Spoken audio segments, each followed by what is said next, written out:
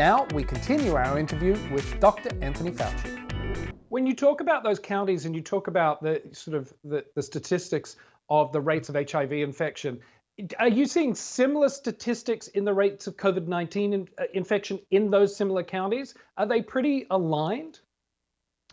You know, they are somewhat aligned. What's even more aligned is the disparity, particularly among African Americans, in the seriousness of illness you get with COVID reflects the incidence of HIV among the African American community. Because if you look at the general category of health disparity, we all know the numbers in the United States.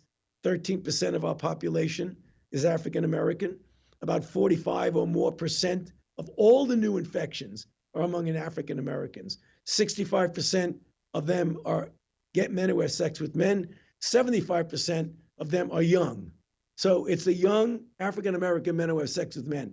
They get hurt disproportionately. You switch to COVID, the same thing.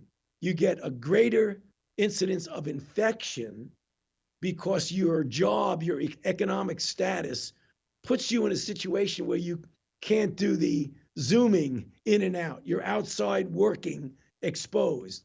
Once you get infected, because of the underlying comorbidities, highly disproportionately more in the African American and Latinx population of hypertension, diabetes, obesity, chronic lung disease, kidney disease.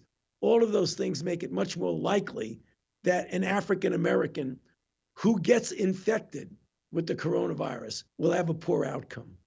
Now, we recently lost iconic HIV activist Larry Kramer. You, of course, knew him very well. What can young activists or activists of the future learn from people like Larry? Well, Larry Kramer was a very unique individual. He was one of a kind. He started a whole new movement and transformed how we deal, namely we being the scientific, academic, regulatory, government community, with people who are actually at risk or who are suffering from a disease. We learned that you have to pay attention to them. So Larry did it in an extraordinary way. He was outlandish. He was iconoclastic.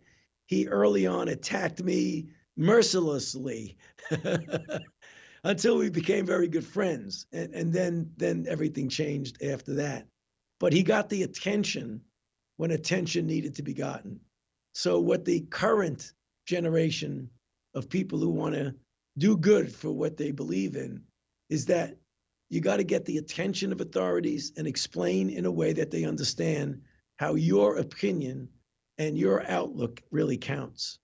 Dr. Anthony Fauci, you are what I would define an absolute hero, sir.